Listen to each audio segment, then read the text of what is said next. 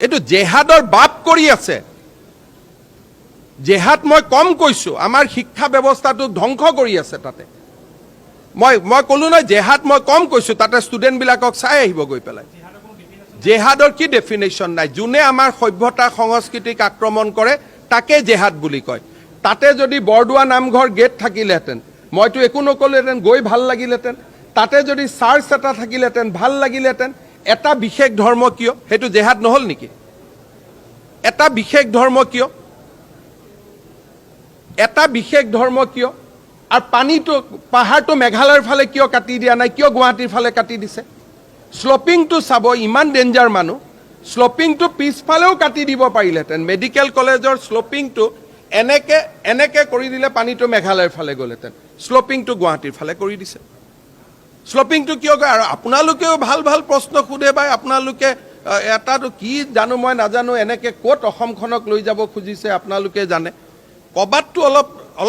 ক'বাততো নিজৰ জাতিৰ প্ৰতিটো এটা আত্ম অভিমান এটা থাকিব লাগে।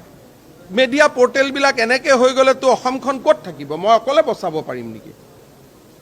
আপোনালোকে এটা দেখা বস্তুটো ছাৰ এনেকে কৈছে, আৰে বৰষুণৰ দিনাখন গৈ চাই আহিব পানী তাৰ পৰা আহেনে নাই। সেইটো মই মিছা কথা ক'লো নেকি?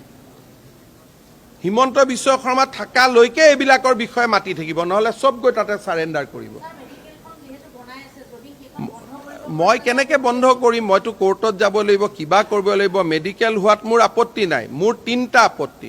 তাতে গেটটো সৰ্বধৰ্ম হ'ব লাগে, প্ৰথম আপত্তি।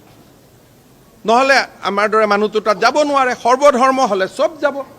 আমাৰ মন ইমান উদাৰ যে আমি ইছলাম ধৰ্মৰ গেটৰ থ্ৰুদিও যাম, গীৰ্জাৰ থ্ৰুদিও যাম, নামঘৰৰ থ্ৰুদিও যাম। তাতেতো কামাখ্যা মন্দিৰৰ ৰেপ্লিকা এটাও বনাব লাগিছিল নে নাই কওক? মই ভুল কৈছো নেকি?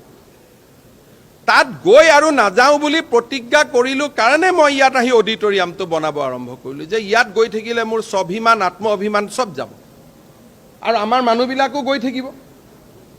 সেইকাৰণে মই ইয়াত আহি লগে লগে 5000 অডিটৰিয়াম বনাব আৰম্ভ কৰিলো, যে আমাৰ এটা অডিটৰিয়াম হওক, তাতে কোনো নাযাব। আৰু এইটোতো অসমৰ শিক্ষা শেষ কৰি দিয়াৰ এটা ডাঙৰ ষড়যন্ত্ৰ তাত চলি আছে। তাততো মেঘালয়ৰ কোনো মানুহ নপঢ়ে। তাত ক'ত? তাতে নম্বৰ কেনেকে হয় মোৰ তাতো ডাউট আছে। তাতেতো গোটেই অসমৰ ষ্টুডেণ্টবিলাক যায়, নম্বৰ কেনেকে পায় তাকো মোৰ ডাউট আছে।